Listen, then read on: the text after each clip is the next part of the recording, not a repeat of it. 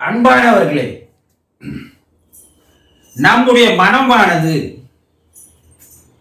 நாம் சொல்கிறபடி கேட்காமல் அதனுடைய விருப்பப்படி நடக்கிறதே ஏன் என்று ஒரு அன்பர் கேள்வி கேட்டிருக்கிறார்.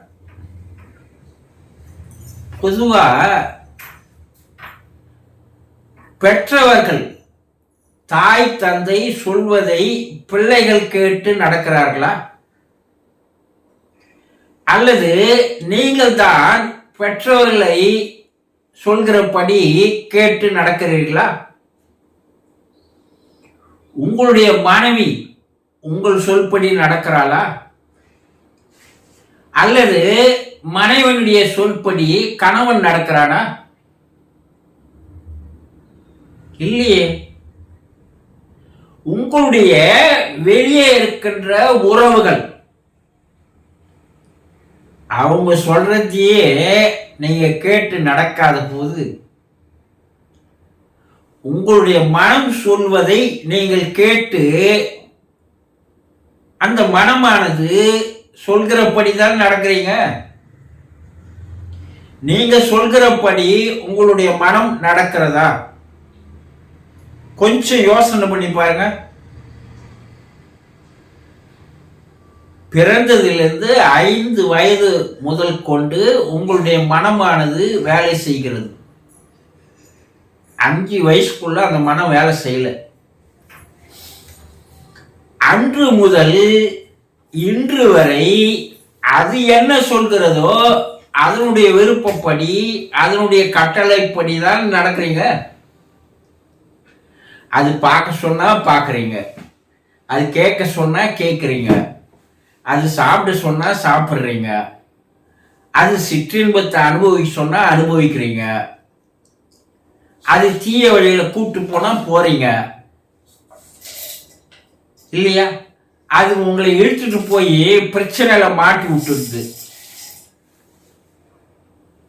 அந்த பிரச்சனையில் சிக்கி தவித்து வருகின்ற உங்களை பார்த்து அது சந்தோஷப்படுகிறது இல்லையா? உங்களுக்கு வாழ்க்கையில வரக்கூடிய பிரச்சனைகள், கஷ்டங்கள், துன்பங்கள், கவலைகள், வேதனைகள் எல்லாம் யாரால வருது? வெளியே இருக்கிற நண்பர்களால, உறவினர்களால, உங்க குடும்பத்தில் இருக்கிறவங்களாலையா வருது? உங்க மனம்தான் இவையெல்லாம் உங்களுக்கு தருகிறது. அதுக்கு என்னன்னா ஒரு சந்தோஷம். உங்களை மாட்டி விட்டு வேடிக்கை பார்க்கறதுல அதுக்கு ஒரு ஆனந்தம், இன்பம். அது ஒரு சாடிஸ்ட். எப்போது இது தவறு, இதை செய்யக்கூடாது, மனமே நீ இதை செய்யாத, இந்த வழி போகாத, இது சாப்பிட்டா நல்லதில்லை, இதை பார்த்தா நல்லதில்லை, இதை கேட்டா நல்லதில்லை, உங்க மனத்துக்கு நீங்க சொல்லியிருக்கீங்களா? இல்லையே. அப்படியே நீங்க சொன்னாலும் உங்க மனம் கேக்குதா? கேட்காது. ஏன்னா உங்கள் மனத்திற்கு நீங்க அடிமை ஆயிட்டீங்க. அதுதான் உண்மை. அப்போ மனம் உங்களை ஆட்டி வைத்து அது ராஜாவாக இருக்கிறது. நீங்க ஒரு சேவகனாக, அடியாளாக அது என்னென்ன சொல்லுதோ அதெல்லாம் நீங்க செய்யறீங்க. பின்னாடி அதனால வர துன்பத்தை நினைச்சு நீங்க தான் கவலைப்படுறீங்க. ஆனா உங்க மனம் சந்தோஷமா இருக்கு. இதையெல்லாம் நன்கு தெரிந்து கொண்ட யோகிகள், ரிஷிகள், முனிவர்கள், சித்தர்கள், ஞானிகள், ஏன் அவதாரங்கள் கூட மனம் போற போக்கெல்லாம் போக வேண்டாம் சொன்னாங்கல்ல. அப்போ மனத்திற்கு நீங்கள் அடிமையாக இருக்கிற வரை அது தன்னுடைய விருப்பங்களை உங்கள் மூலமாக அது நிறைவேற்றிக் கொள்வதில் தான் அதனுடைய வாழ்க்கை.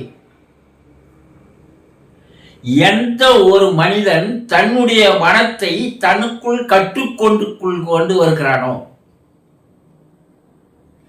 அப்போது மனம் அடங்கி போகிறது. அப்போ அவன் அனைத்திய வெற்றி பெற்றவனாக மாறிவிடுகிறான். முதல்ல வாழ்க்கையில் நான் அதை சாதிக்கணும், இதை சாதிக்கணும், இந்த வெற்றியை பெறணும், நான் அதை செய்யணும், இதை செய்யணும், எவ்வளவு கனவுகள் இருக்குது இல்லையா?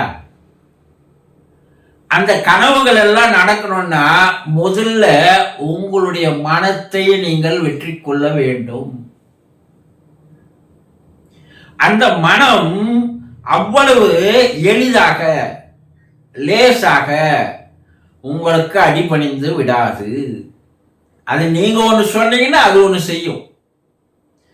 ஏழை குலமா அது செய்வதுதான் அது வேலை.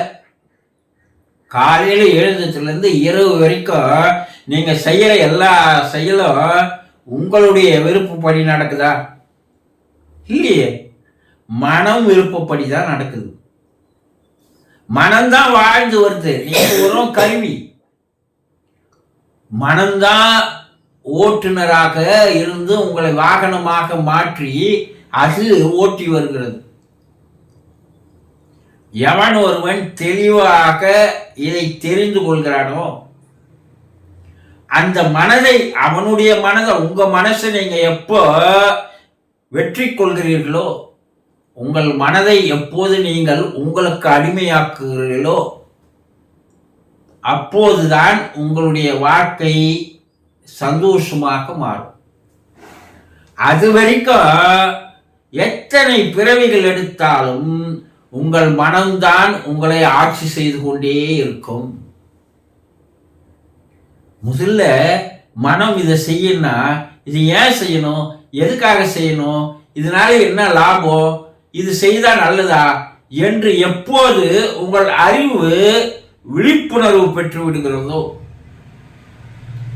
அறிவு பிரகாசமான மனம் இருட்டாயிடும்.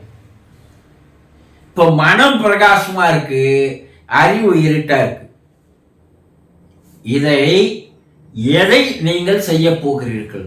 உங்கள் அறிவை விழிப்பு நிலைக்கு கொண்டு வர போகிறீர்களா, அல்லது மனம் சூழ்கிறபடி நீங்கள் வாழ்க்கை வாழப் போகிறீர்களா? இது தெரியாமல் உங்களுடைய வாழ்க்கை சந்தோஷமாகவே இருக்காது என்பதை புரிந்து கொள்ளுங்கள். சந்தோஷம்.